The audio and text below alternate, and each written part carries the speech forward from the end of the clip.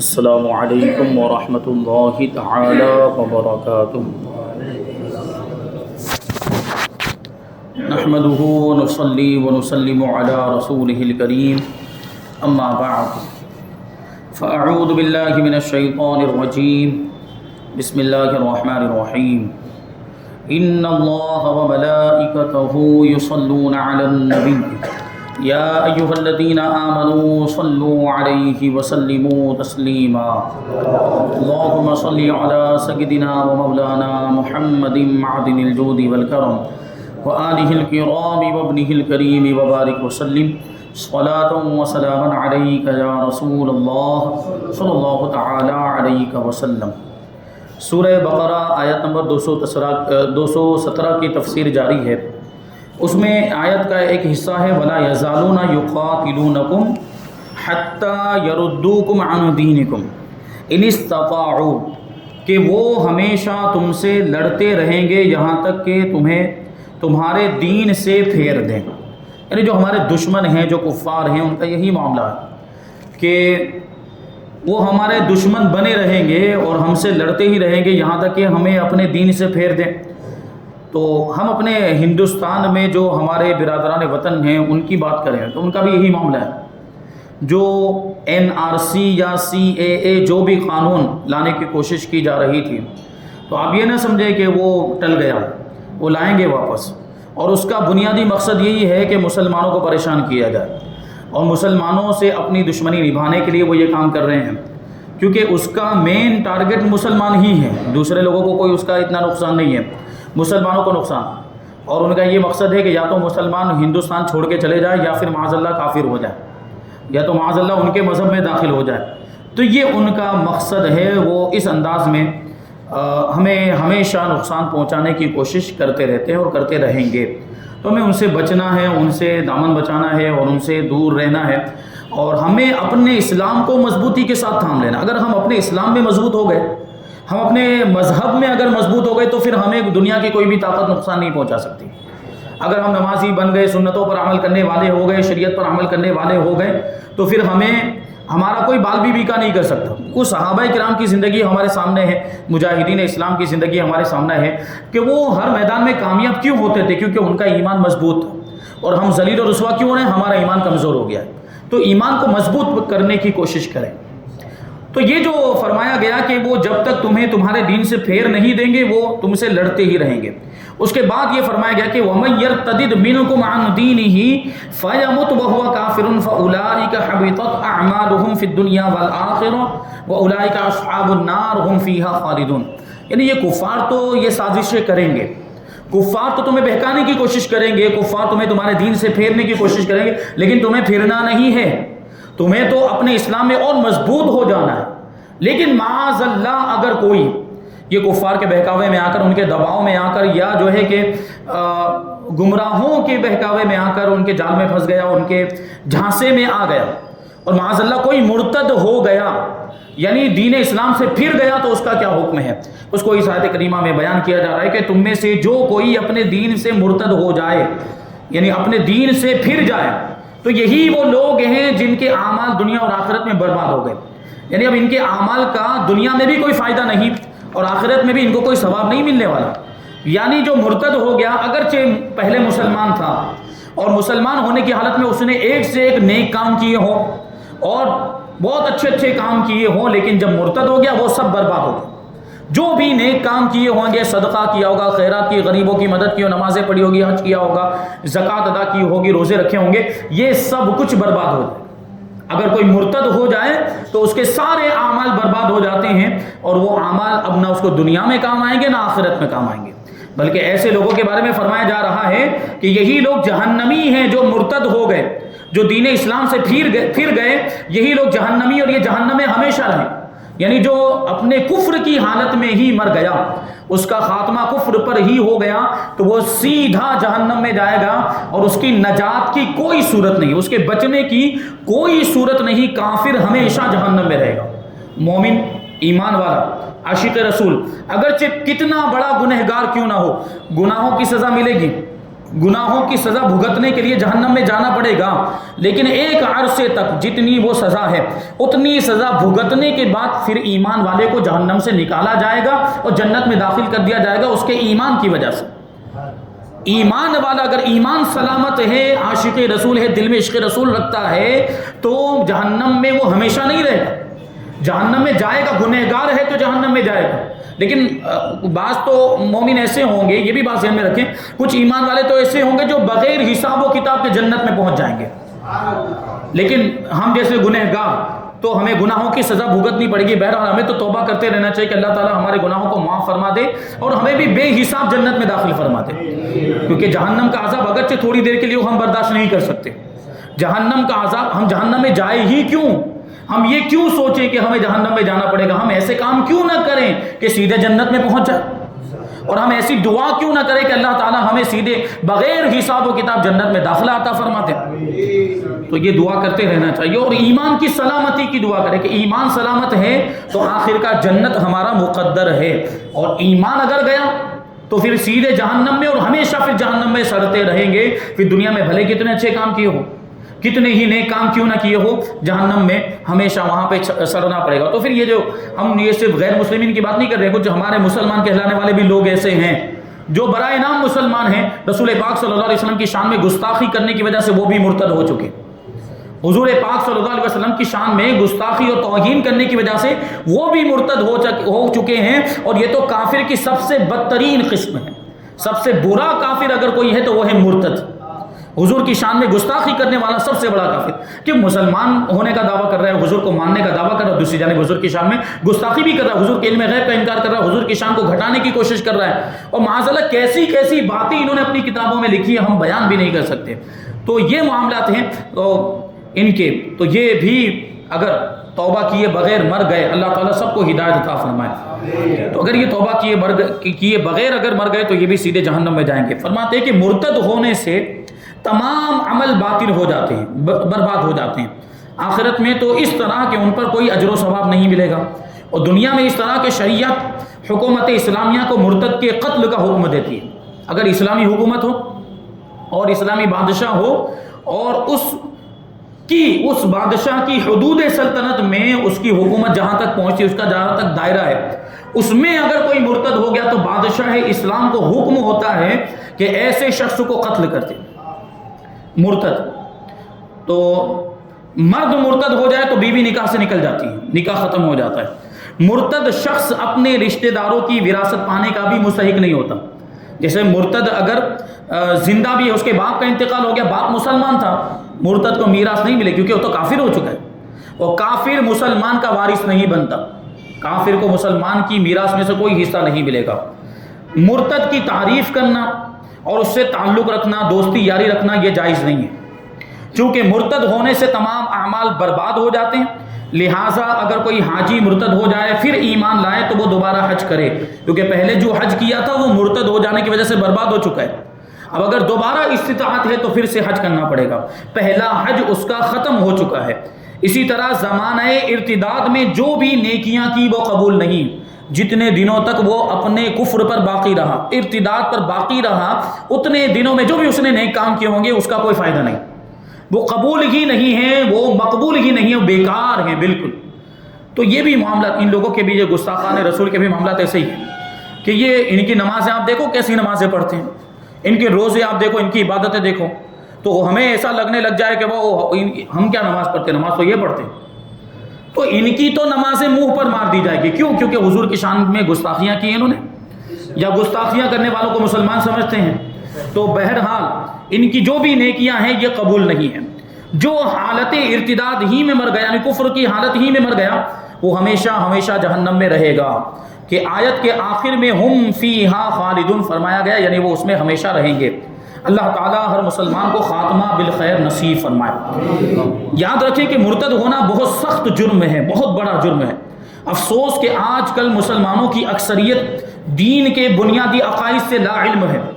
کیا اللہ کے بارے میں ہمیں کیا عقیدہ رکھنا چاہیے، حضور کے بارے میں ہمیں کیا عقیدہ رکھنا چاہیے، فرشتوں کے بارے میں، جنت و دوزخ کے بارے میں، ایمان و کفر کے بارے میں، اور ضروری معلومات بھی ہمیں نہیں۔ اور اس کی وجہ سے آپ دیکھیں تو ہوتا کیا ہے کہ کفری کلمہ بک دیتے ہیں اور پتہ بھی نہیں ہوتا کہ ہم نے کفری کلمہ بک دیا. اور آج کل اللہ کی پناہ گانے کے معاملات ایسے، گانے جو چلے ہیں فلموں میں، اور ہمارا نوجوان تو اس میں کیسا مبتلا ہے، اس کو آپ سمجھاؤ سمجھنے کے لیے تیار نہیں. وہ گانا سنتے سنتے کافر ہو جاتا اور اس کو پتہ بھی نہیں چلتا. اور اکثر گانوں کے اندر کفریہ کلمات شامل کیے جاتے ہیں، اور اس کا مقصد ہوتا ہے ہمارا ایمان برباد کرنا. اور وہ ہو بھی رہا ہے، تو ہمارا مسلمان بھائی وہ سن رہا ہے اور سن کے کافر ہو جاتا ہے. کیونکہ دیکھیں یہاں پر آپ یہ نہیں کہہ سکتے کہ ہم کو تو پتہ نہیں تھا. تو کیوں علماء نے نہیں بتایا تجھے؟ یا تیرے پاس تیرے شہر میں علماء نہیں؟ یا تجھے حکم نہیں دیا گیا تھا دین کی تعلیم حاصل کرنے کا؟ یا تجھے حکم نہیں دیا تھا عقائد کے بارے میں علم حاصل؟ تو نے حاصل کیوں نہیں کیا؟ تو یہ تیری کوتاہی ہے، یہ کوئی بہانہ نہیں، یہ عذر نہیں چلے گا. دارالاسلام میں، یہ ہندوستان بھی دارالاسلام ہے، یعنی یہاں پر دین سیکھنے پر کوئی پابندی نہیں ہے، اور الحمدللہ دین کی تبلیغ علماء کرتے بھی ہیں، اور آپ کے پاس موقع ہے دین سیکھنے کا. اس کے باوجود اگر آپ نہیں سیکھتے اور پھر اس کے باوجود اس کے بعد جہالت اور نہ جاننے کی وجہ سے اگر کوئی کفری کلمہ بکتے ہیں تو کفر کا حکم لگے گا. آپ یہ نہیں کہہ سکتے کہ یہ اس میں کفر ہے مجھے پتہ نہیں تھا. یہ تو بار بار بتایا گیا ہے، اور علماء بھی بتاتے رہتے ہیں کہ گانوں میں اس طرح کے کفریہ کلمات شامل کیے جاتے ہیں. وہ ہمارا ایمان ضائع کرنا چاہتے ہیں، وہ ہمارا ایمان برباد کرنا چاہتے ہیں. ایسے بہت سارے گانے آپ کے سامنے ہوں گے. تو اگر شامت نفس کی وجہ سے سن بھی رہے ہوں تو کم سے کم اتنا تو ہو، یعنی کم سے کم اتنا ایمان کا جذبہ تو ہونا چاہیے کہ جہاں کوئی اسلامی ورڈ آئے فوراً بند کر دیں اس کو. فوراً خدا کا نام آ گیا، یا جو ہے کہ نماز کا ذکر آیا، یا کوئی بھی عبادت کا ذکر، کوئی بھی اسلامی ورڈ آئے آپ فوراً اس کو وہاں بند کر دو، اسٹاپ کر. کیوں؟ اس میں کیا بیان کہ ہم کو کیا معلوم.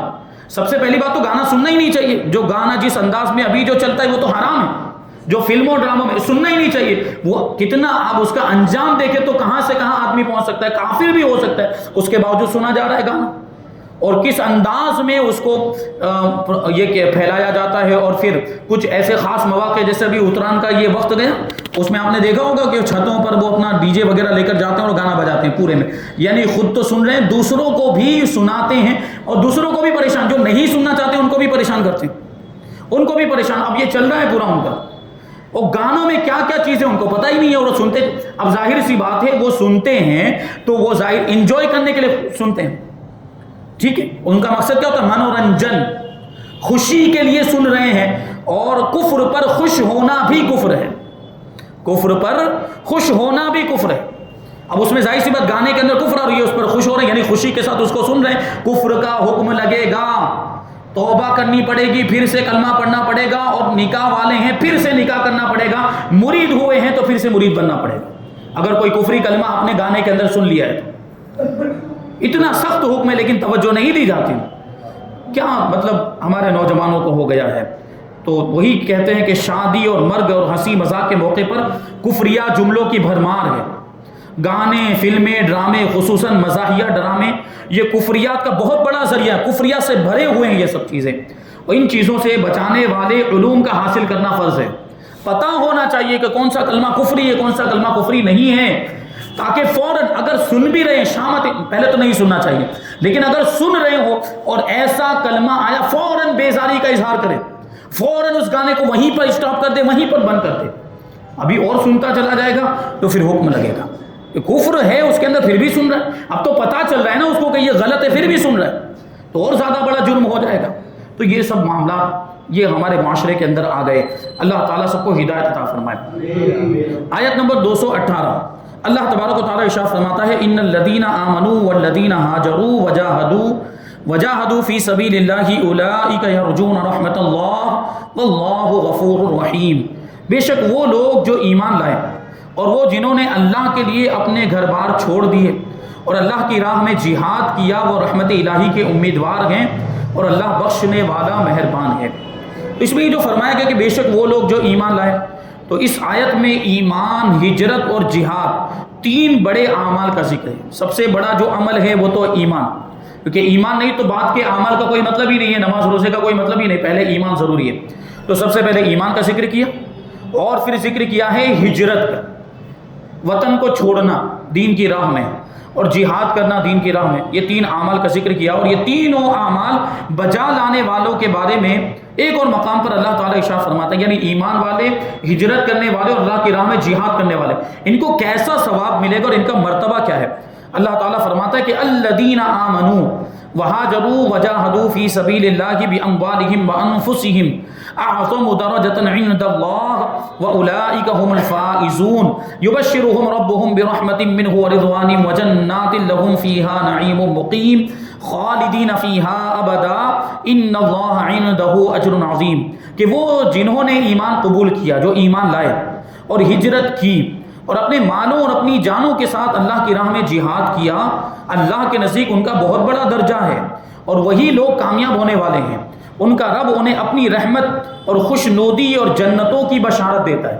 ایسے لوگ جنتی ہیں، ان کے لیے ان کے باغوں میں دائمی نعمتیں، یعنی جنت کے باغ میں رہیں گے اور وہاں جنت کی نعمتیں انہیں ملے گی۔ اور جنت کی نعمتوں کے بارے میں آپ کو معلوم ہونا چاہیے کہ وہ نعمتیں کبھی ختم نہیں ہوتی، جنت کی نعمتیں کبھی فنا نہیں ہوں گی، کبھی ختم، وہ نعمتیں ہمیشہ کی ہوگی۔ تو ایک بار جو جنت میں چلے گیا پھر وہ بھی ہمیشہ جنت میں رہے گا، جنت کی نعمتیں بھی کبھی ختم نہیں ہوگی، تو ہمیشہ وہ جنت کی نعمتوں میں رہے گا۔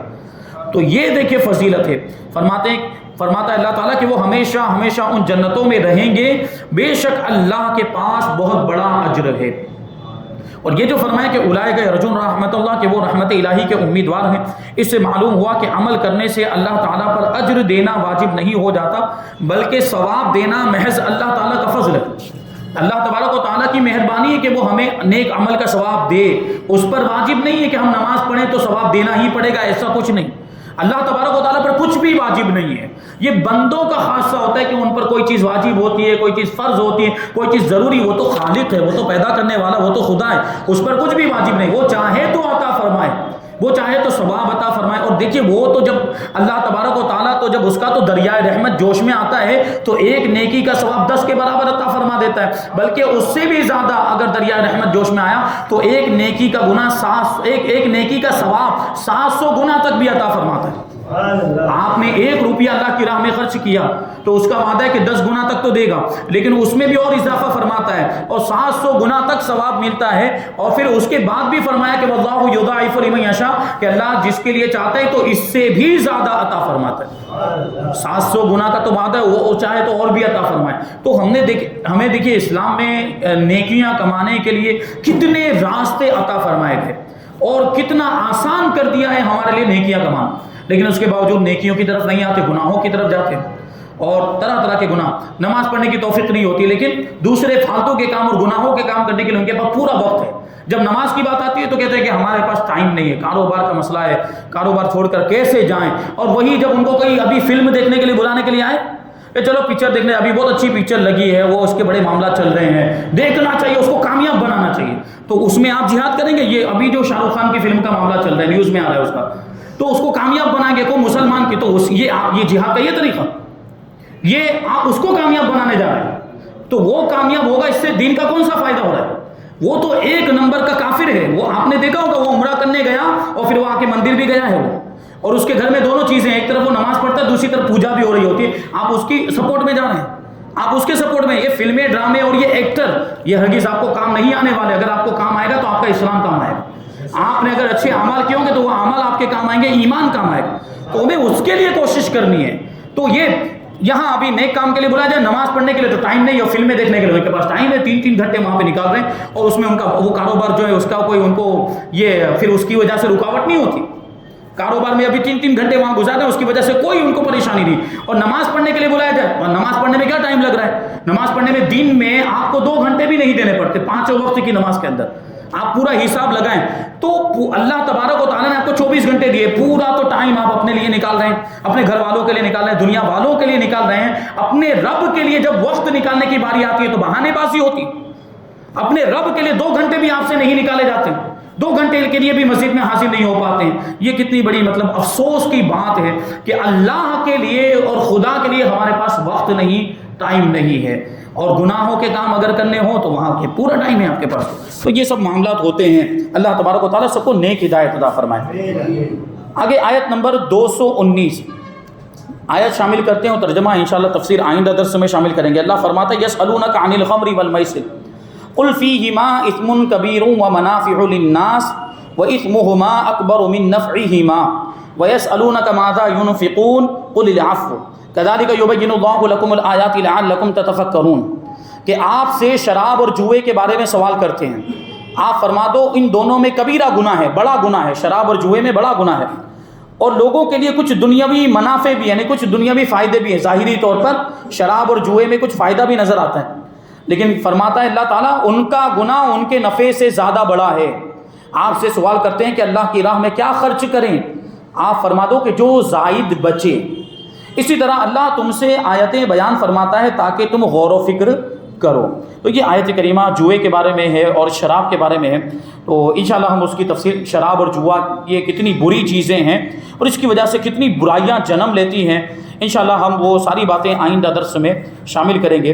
اللہ تبارک و تعالیٰ کی بارگاہ میں دعا ہے کہ جو کچھ بھی بیان ہوا اس پر ہم سب کو عمل کرنے کی توفیق عطا فرمائے اور نور قرآن سے ہم سب کے دلوں کو روشن اور منور فرمائے۔ وما علینا الا البلاغ۔ السلام علیکم۔